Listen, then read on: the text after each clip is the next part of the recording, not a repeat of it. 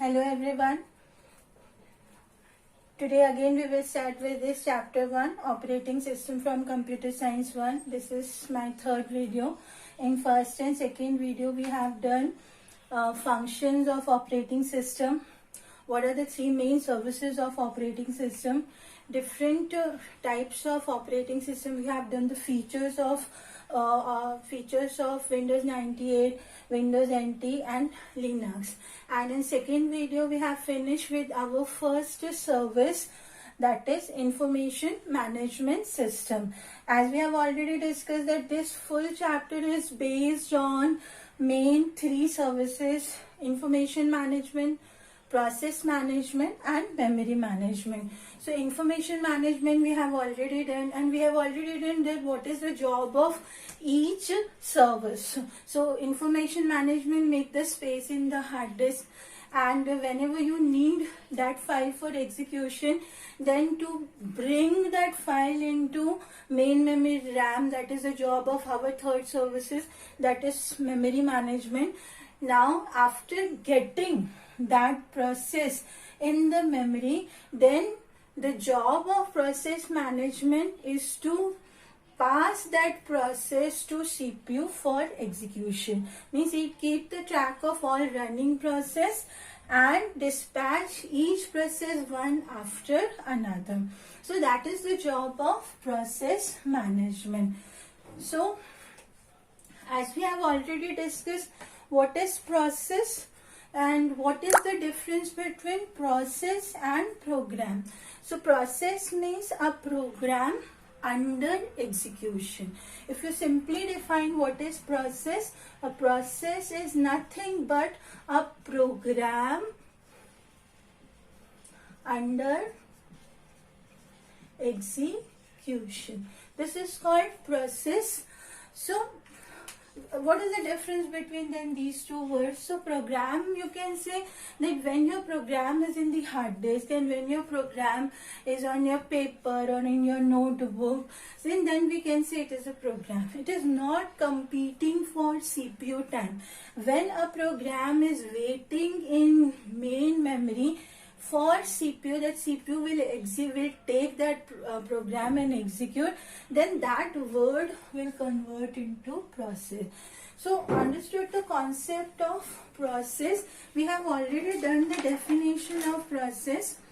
So process is not alone in multi-user system. As we all know, nowadays we are using multi-user, multitasking, multi-threading, or we can say multi-programming operating system. So what does that mean, multi-programming? Multi-programming means when you have more than one program.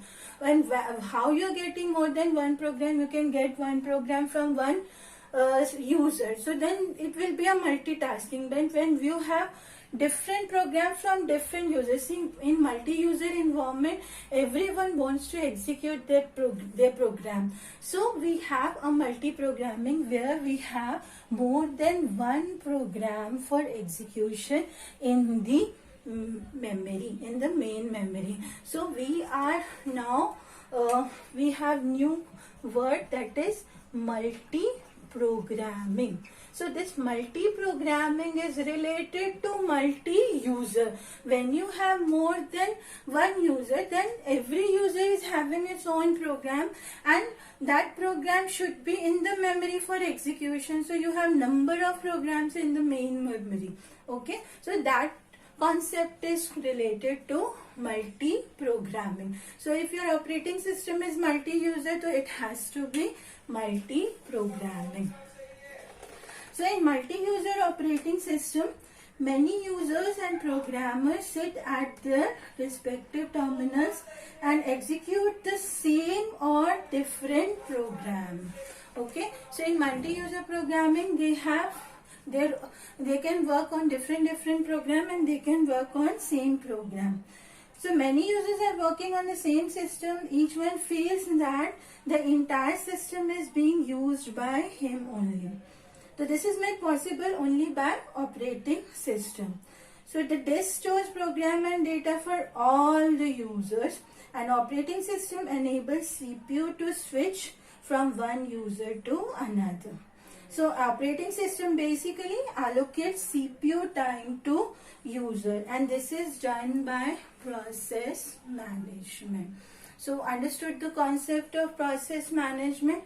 What is process management? Simple way, it keeps the track of all the running process and dispatch each process one after another. What is process? Process is nothing but a program under execution. Now this part also we have done. What is that? States of process. What are the three different states of process?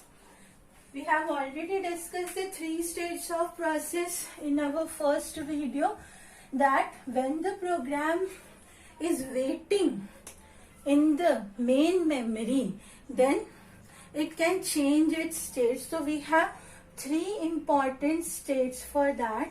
What are that three states? The first one is ready state.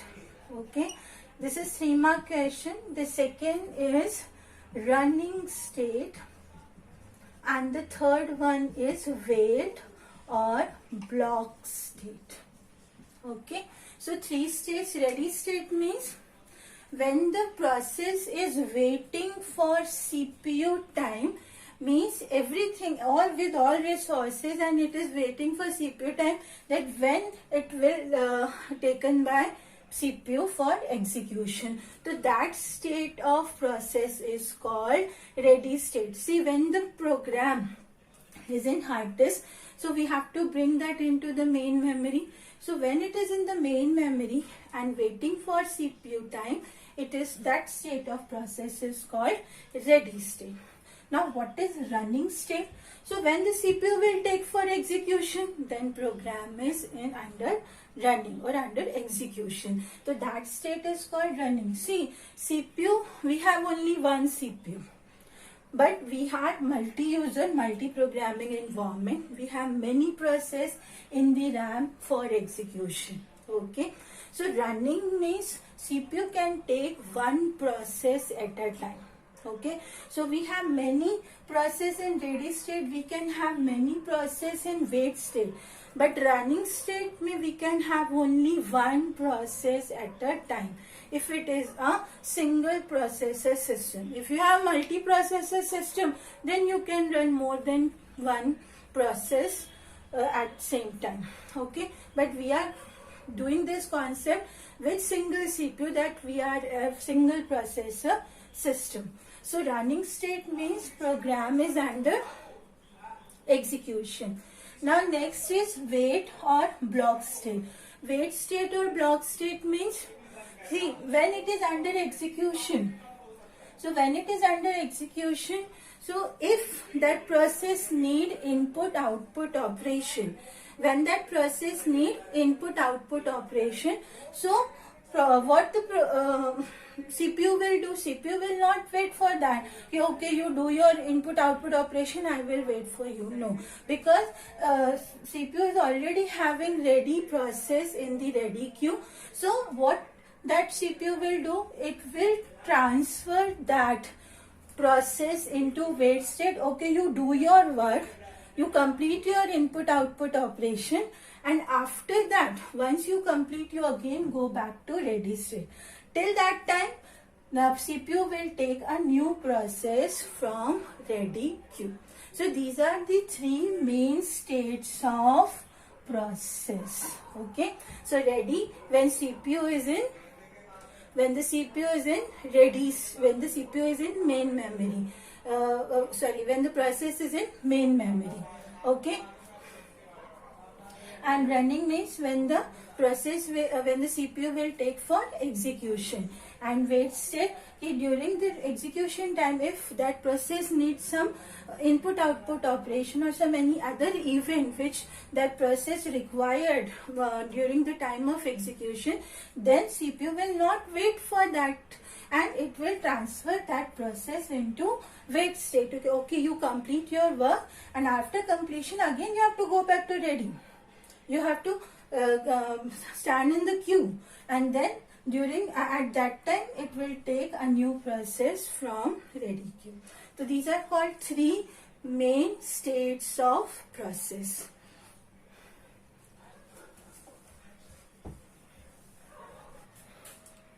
So we will start with next topic, that is context switching. Context switching is basically to move from one process to another process. The time required to move from one process to another is called context switching. If I define in a simple way, if time required by CPU to move from one process to another is called context switching. So you can see from this simple diagram that at a time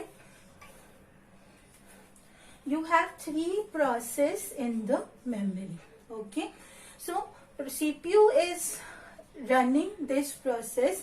Right now it is executing process A, but process A, if process A needs some input output operation, then what will happen? Then CPU will transfer this into wait state. Okay, so when it is transferring into wait state, during that time it will not simply transfer, it has to keep all the things somewhere in the stack block. Means it has to store its state block. State block means what is the content of the register, what is its program counter address, what is its other register content, what is its other flag content. So everything is stored when it will transfer from this running state to wait state. Okay, so that for that CPU needs time.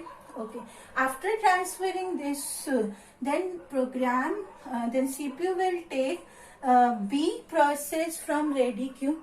So for that it has to take its all status, means it's all contents context or content it has to load, means what is its register content, what is its program content, what are the different addresses, what are the stack things it is using, flags and all that. All the related information of that process B is loaded in their state block. Okay, so that basically CPU needs time to move from one place to that place. So that time, the time which the CPU is using is for what purpose? Just to transfer its state content. That's why it is called context switching, that you are just changing the content of the present process and taking the new content of new process.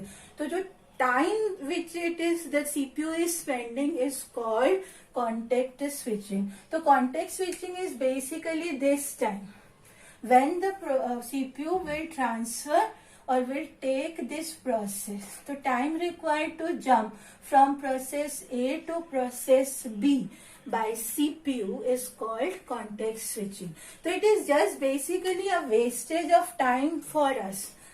Why? Because CPU is not working for us. It is working for itself.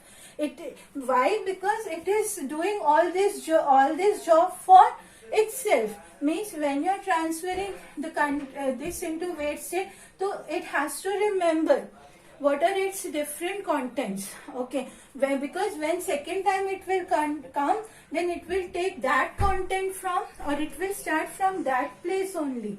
So understood the concept of context switching, that the time required to move from process A to process B is called context switching. So during that time CPU will work for itself to save the previous contents of A, so that when next time it will come, it will start from that place only. And after passing this to wait state, it will take the content of B, it will load the content of B so that it can start execution for process B.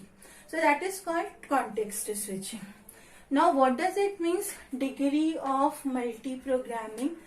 What do you mean by degree of multiprogramming? Degree of multiprogramming means how many processes are there in the main memory for execution. That is called degree of multiprogramming. Means at a time how many processes you can accommodate for execution, means how many process should be there in the ready queue. If your memory can accommodate 3 process, let's say at a time in ready queue, then the degree of multiprogramming will be 3. That is called degree of multiprogramming. These two these two are very important, and many times it is there in your board exam, and together they are there in the board exam. So next topic is priority. Priority means, see, when we have more than one process in the ready queue, means then we have to decide which one will go first. Okay, so that is called priority of the process. See, we are having this operating system which is multi-user. Multi-user means multi-programming, means more than one program is there in your RAM. So when you have more than one process in your RAM, then who will go first? So this is decided by priority. So we have 3-4 terms. With the help of that, we can decide that who will go first. So this is your 4 marks board question. Then first one is external priority. Then internal priority. Then third one is purchase priority, and the fourth one is called time slice. Okay, so these 4 terms you need to explain. The question is like, explain the following terms related to process management or the priority of the process. This way question is there in your board exam. So what is external priority? See, when you are in multi-user means you are in network. Okay, so external priority means then the user can decide that which process will go first, means from which terminal. If the means you have to give priority to each terminal. If that process will come from this terminal, then it has to go first. That is called external priority, where the user is deciding that which process will go first. Okay, so in this it will assign the priority to each terminal. Okay, and whenever the process will come from that particular terminal whose priority is highest, and if other process are already there in the RAM, then also it will run that process first who is having highest priority.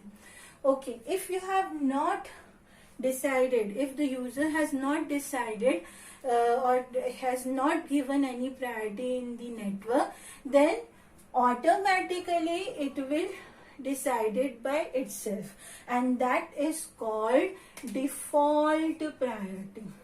That is called default priority. In this default priority, the network itself decide the priority of each terminal, and accordingly it will send the process for CPU. So that is called external priority. Now what is internal priority? Internal priority is basically decided by some algorithm. Internally means what then who will decide means it is decided by some algorithm. So we have many algorithms to decide the priority in process management. I'm taking one example which is there in your book also, that is SJF. SJF means shortest job first. Okay, so this algorithm, normally we use this algorithm, shortest job first. Shortest job first means who is having small time of execution will go first. Okay, whose execution time is less, or whose processing time is less, then that algorithm or that process should go first. So in shortest job first, the job having less time will go first for execution. So what about the long process and whose size is bigger? Then they will be there in your RAM. Then what will happen to that? So we will have the modification of this algorithm that, let's say, after 5 small jobs, 1 big job will go, like that. So this way also we can modify the algorithm so that we will able to give fair amount of time to each job. If the job size is big, then it doesn't mean that it will not get that CPU time. We should give CPU time to that. But why we are preferring this? Because due to this we will able to cover large number of process. Okay, so if we have 5 shortest job and 1 big job, so we will able to execute 5 short job. Okay, so traffic will be less, and that space is also there in the memory. But what about that 1 big job? So we should give time to that job also. So we have the modification for this, that after some shortest job, so some small jobs, we will give 1 big job. Like that we can modify. Now what is purchased priority? Purchased priority means in this we can purchase the priority that if I pay more, then whenever the process will come from my terminal, it should go first. So I should get higher priority. For that I can pay high for that. So that is called purchase priority, where you can purchase the priority that in network, whenever the process, if it is from my terminal, then CPU should execute my process first. Okay, so next term is time slice. Time slice means, see, if the job is short or if the job is long, whatever is the time, operating system will give an equal amount of time to each process. Means it will give a one fixed time slot for each process. If it is fit in that slot, then that process will be able to execute in one time. If that job is more than that time slice, then after completion of time slice, then it has to go in the wait state, and from wait state it will go into the ready state. Again, when it will come, then again it will get a new time slice. There it can execute the remaining part. Okay, so this way it is advantageous. Why? Because of that, no process will able to hold the CPU for long time. Okay, so that is the main advantage of time slice. Whatever is the time for each job, every process will get equal amount of time for execution. If it fits in that time, then it will be able to execute in that one time slice. But if it is not, again it has to go to the ready state for remaining execution. Again it will get a new time slice, and there it will able to execute that process. So that is called time slice. So in external priority means it is decided by user, and if user is not deciding any priority, then it is decided with the help of default priority. Means network itself will decide with that which terminal should go first. Means the process from which terminal should go first. In the case of internal priority, it is decided with the help of algorithm. So we have many algorithm: round robin, first come first serve, shortest job first. So many algorithms are there that it is there in higher classes in engineering also. We have many problems based on this. So SGF, one example, one algorithm here we are taking, where it means shortest job first, means the time of the process. If it is small, then it will go first. In case of purchase priority, you can buy the priority, means you can pay more and you can give your terminal with higher priority, that if the process will come from your terminal, then it should be executed by CPU first. Time slice is basically given, equal amount of time should be given to all process, and if it is able to complete in that time slice, then it is okay, very good. But if the process is long, then it will has to come again in the ready queue for remaining execution. That is called time slice. So this is about priority. Now next is types of scheduling. Okay, scheduling, actually I should take this topic first, but you should know the concept of priority first. What is priority? Means it is basically that which process should go first. But types of scheduling, we have two types of scheduling. The first is primitive and the second is non-primitive.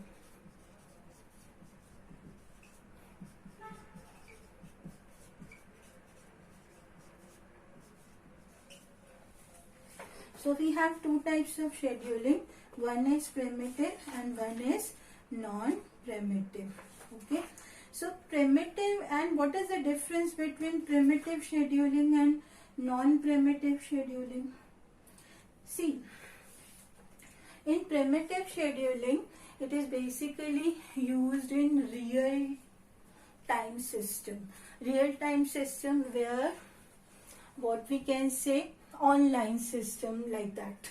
Okay, so in this, if some process is under execution and some processes are there in ready queue, and one process who is having highest priority, if it will come in the memory, then what the operating system will do, it will stop the current process and give CPU time to the higher priority process. So that is called primitive scheduling. This is always used in real time, or we can say online types of things.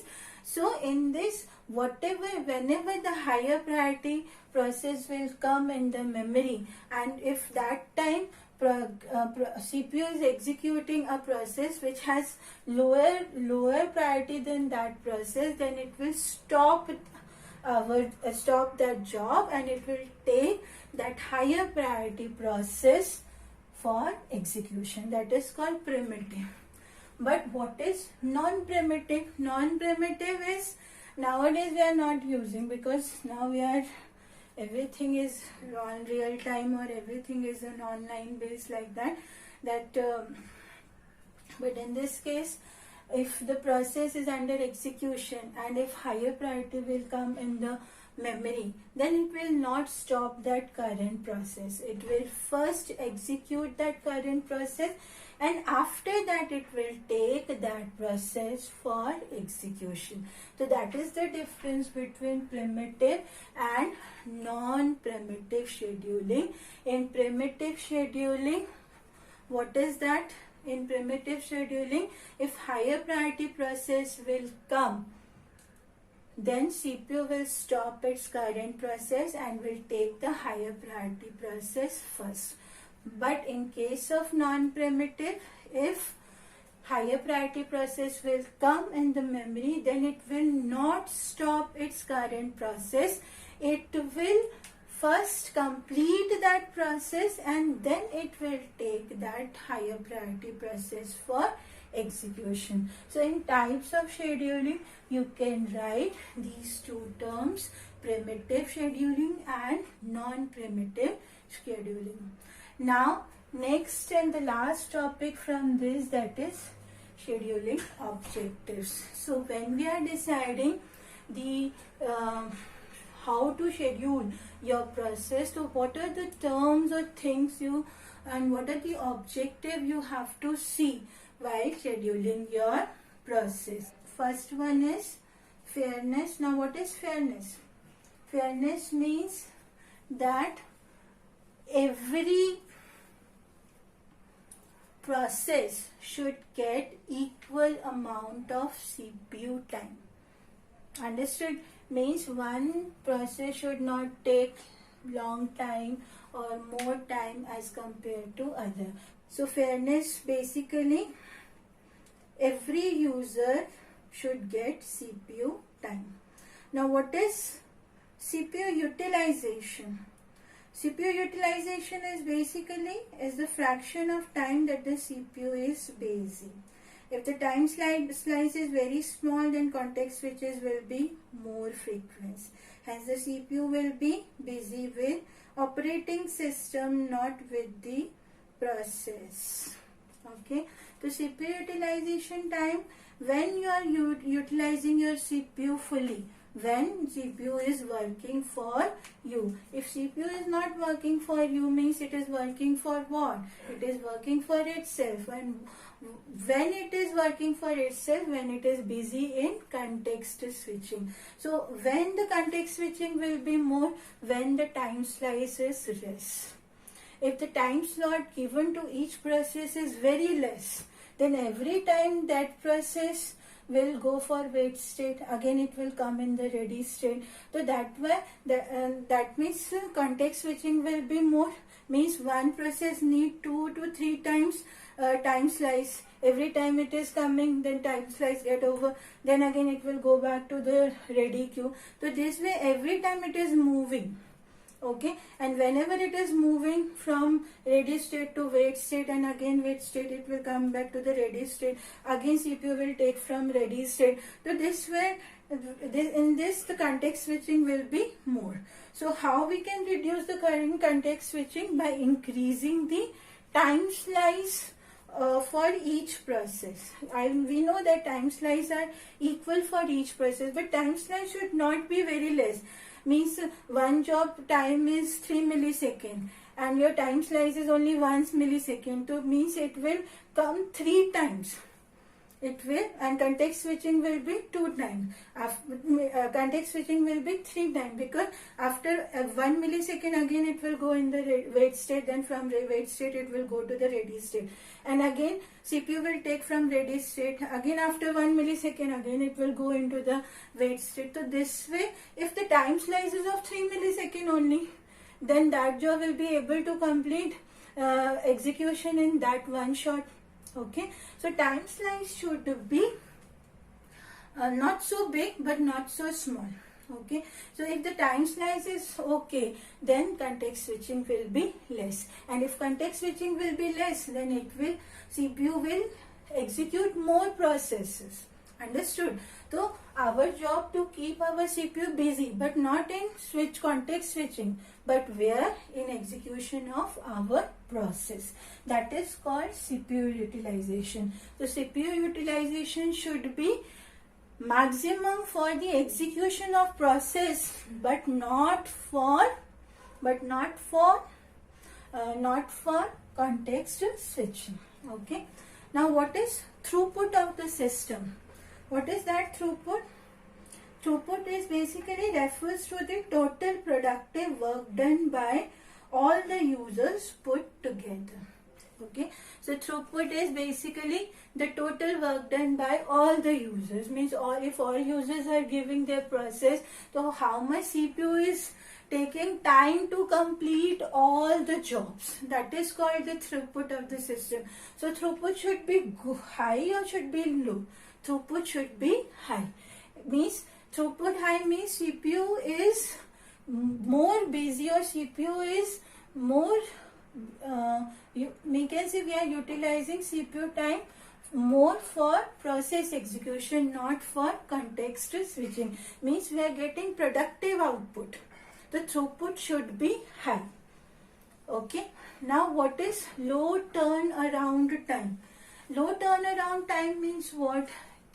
It is basically, you can say, the execution time. Execution means time, the time between when you submit the job and when it will complete. That is called turnaround time, or we can say total execution time. So execution time में it will count wait state also.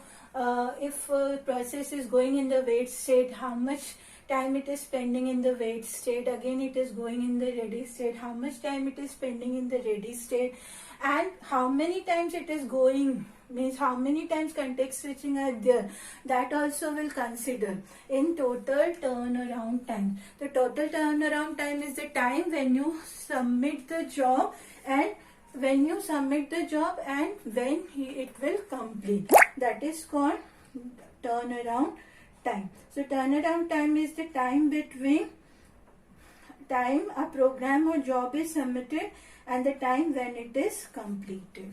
Understood? So this is one line definition for all. It should be, so low, why I have written low means it should be less. Means when you submit the job, so you want that it should execute fast and you should get result fast. So means it should be less. The low turnaround time is the time between when you submit the job and when it is completed. So you can say it is total execution time of your process. Now what is low waiting time? Low waiting time means, waiting time basically is the time a job spent waiting in the queue of the newly admitted process for the operating system to allocate resource to it before commencing its execution. Okay, so waiting time is basically how you consider waiting time. Waiting time basically when, see, it is multi-programming, so many program or process are there in the ready queue and waiting for CPU time. So that time is called waiting time. So it should be low, means if you are ready but CPU is not taking, then it is a wastage of time now. So it depends on degree of multi-programming. If it is more, if you have more number of process in the memory, then your waiting time will increase. So it should be low waiting time. So waiting time, it is not like that. Waiting time is when it is ready with all resources and it is waiting for CPU, that when the CPU will take for execution.